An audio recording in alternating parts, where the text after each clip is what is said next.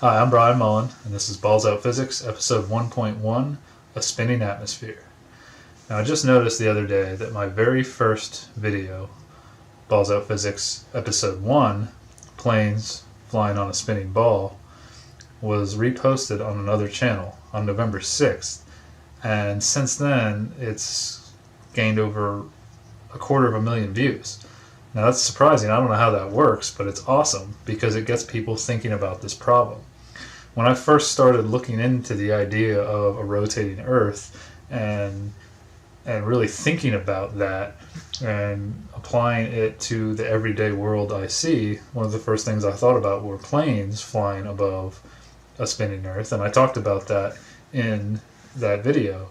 And I couldn't really find any type of relativity problem that used planes and a moving Earth. Now, there's tons of relativity problems out there showing trains and cars and other things that are moving on a surface that is assumed to not be moving, but there's nothing that takes into account, at least since I haven't looked since then, that accounts for an Earth moving with the planes. Now, if you scroll through the comments on that video, I posted a link to where my video has been reposted. People saying the same thing that even I said is, of course, the air slows the plane down, because my argument was an object in motion stays in motion unless acted upon by an outside force. So what's slowing the planes down? Because I said the atmosphere, I didn't make the statement, which I should have done, about my assumption of an atmosphere spinning with the Earth. How can that be? And so I implied in the video that why aren't the planes going into orbit? Okay, now we know in this reality that planes slow down because of air resistance. That's obvious. The whole point of that episode was to get people thinking about it so we can try to explain this. And so this video is about the concept of a spinning atmosphere and why I have a lot of trouble with it, and really why I ignored the spinning atmosphere in my very first episode. So let's say we're looking down on the North Pole of the globe Earth, and the Earth is rotating, spinning, or I should say rotating. People have given me some criticism for I should say rotating instead of spinning, because they've said it's being deceptive to say spinning, but I mean spinning, rotating, I really think it's the same thing. So anyway, Earth is rotating, right? And so let's say we're going to freeze the Earth at that moment. Freeze the Earth with the atmosphere around it, assuming that the atmosphere is rotating with the Earth. And that's what I have drawn on the board here. Okay? So here's the Earth down here. Alright, and let's say that this line right here is the equator.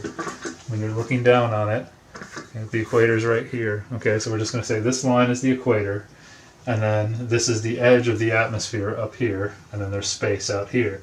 Now this is obviously not the scale, this is just conceptual.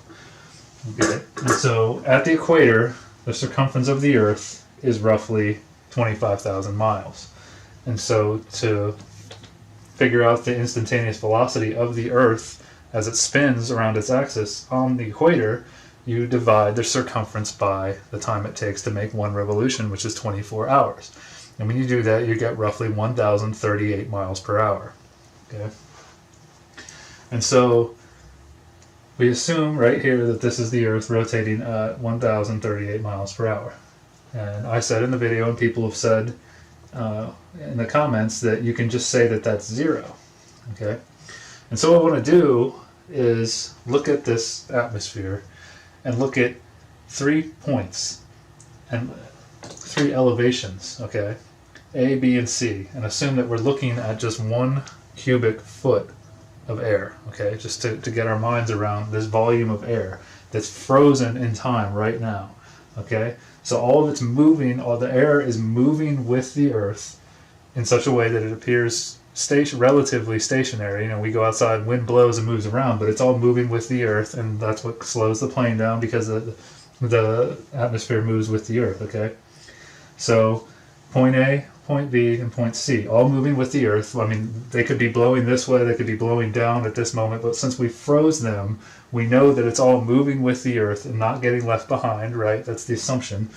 And so we will say at this moment we expect all of these points of air to make one complete revolution and come back to the same spot in 24 hours, right? Because the atmosphere moves with the Earth. The atmosphere never gets left behind.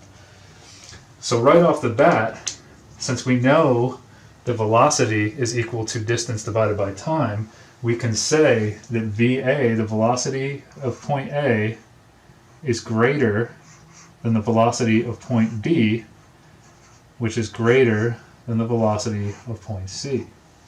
Because point A has a longer distance to travel in 24 hours than point B, and point B has a longer distance than C, because the circumference of their path is greater, right? So I've got A up here at the edge of the atmosphere, space up here, B right here around 6 miles where planes fly, and C near the surface of the Earth, okay? And so this rotation here, the theory is that the Earth is rotating about its axis because of the Big Bang. When you really think about it, there was this Big Bang, and everything exploded out into space, planetary systems formed, galaxies, all that stuff formed, and this rotation is what is left over from that explosion. That's leftover energy from that explosion of the creation, which created everything, right? And so everything's just been moving for billions of years, and there's no friction between space and the atmosphere, right? Because there's nothing in space, so an object in motion stays in motion unless acted upon by an outside force, right? But that's kind of strange when you think about that air at higher elevations has to be moving faster to keep up with the ground below it. Because air moves up and down, right? Hot air rises, as we know, and cool air sinks, right? So how does the air speed up?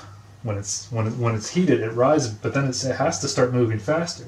Now, even if it's only a little bit faster, the difference in these velocities, if you calculate them, isn't much, but they do have to be greater, or they will start to get left behind. So,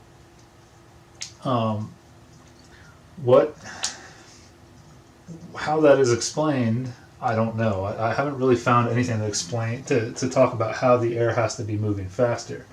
But another thing to think about is, air isn't stationary like we're assuming in this problem, right? It blows, it moves all over the place, and down here at the surface, air goes up and down over valleys, and air actually speeds up as it goes up and as it goes over the top of a hill. It speeds up, it slows down, runs into mountains, goes through trees. There's things flying around in the air, different pressures. All kinds of stuff is happening internally as it all moves with the atmosphere. Now, I would think that eventually something's going to have to give it a nudge to keep it moving with the Earth, so to say. The energy would be lost, okay? But not to mention that, there are things that enter our atmosphere. There's meteors, all kinds of stuff is constantly is supposed to be entering the atmosphere from outer space. So that is pushing back on the atmosphere and wanting to slow it down. And so the common explanation for how the atmosphere keeps up with the surface of the Earth is by friction between the air at the surface. Let me use a red marker for this. There's friction here pushing back on this cubic foot of air down here that's at the surface. And then that's transferred through internal friction, for internal shear forces within the fluid, because air is essentially a fluid, okay? It has viscosity, and so these internal shear forces are transferred all the way up throughout the layers of air, right? Just the air pushing against itself, the friction carries that force all the way up to keep the atmosphere moving with the Earth, right? Well, the problem I have with the thing doesn't make sense to me, and this is why a lot of this is why I ignored it in the first episode, though I didn't explain it, is when you create friction, you create heat. You rub our hands together. It's actually kind of cool here today. Rub my hands together to warm them up. That creates heat. Heat is essentially kinetic energy. And so when something creates heat on the Earth, or when the Earth is heated by the sun, where does that heat go? Well, if you watch Balls Out Physics episode 4.1, I talked about how the accepted explanation for how things don't just get hotter and hotter and hotter is that it radiates out into space, right? So heat from the Earth radiates out into space, into infinite space, and is lost forever. So this process right here, this friction process, the shear force process, creates heat, and that heat is escaping. Therefore, this whole system would be losing energy, wouldn't it? And so we say that heat is really kinetic energy, and kinetic energy is equal to 1/2 mass times velocity squared, right? And so this kinetic energy, I assume, is going down. The kinetic energy of the atmosphere is going down because it's losing heat. And since I hope we're not losing mass to infinite space, not losing our air, that leaves only velocity to go down. So not only does the speed of the air relative to the surface of the Earth have to increase as you go up in elevation, because the path it has to travel, the length of the path, the circumference, increases. We also have this problem with losing energy. I don't understand how this could work. And that's one thing I've been thinking about. I hadn't really come up with a way to explain it until making this video. So how does this atmosphere keep up with the Earth? And this is why in the very first episode I really was saying, how do planes not go into orbit? Because how does the atmosphere, in a sense, keep up with the Earth? I probably should have made this video first. So that's how I feel about this. Please keep the discussion going. I'm going to post a comment on the repost of my first video saying that I made another video to keep this discussion going, because that's what this is all about. It's just talking about this world. And if you agree with my analysis, or you don't, or you just want to keep the discussion going, please go to the video. I posted a link in the description below, and like my comment so it'll get bumped to the top so people can see this video, and then we can keep this going to figure out what's going on here. Because really this increase in velocity that you have to keep up with the Earth doesn't make sense, and then the heat loss to me. Another thing a lot of people have said is you can set the velocity of the Earth equal to 0, right? Because of relativity, we just say that the Earth isn't moving for the plane problem, right? But if VC, right at the ground surface, is roughly 0. I mean, it is a little bit above the surface, so it would have to be slightly faster than 0, because its path is slightly longer if you go to the center of a foot. That's just getting too far into it, though. So if we say VC is 0, then VB and VA both have to be greater than 0 to keep up with the Earth, or they'll get left behind in 24 hours. So how does it all work? How do these things blow and move all over the place but still keep up with an Earth that's rotating? How does that work? There's just too much going on. It doesn't really make sense for all this movement to be happening, but us to go outside and experience this relatively stationary air that we experience every day. So that's my thoughts on this. Please keep the discussion going, and until next time, peace.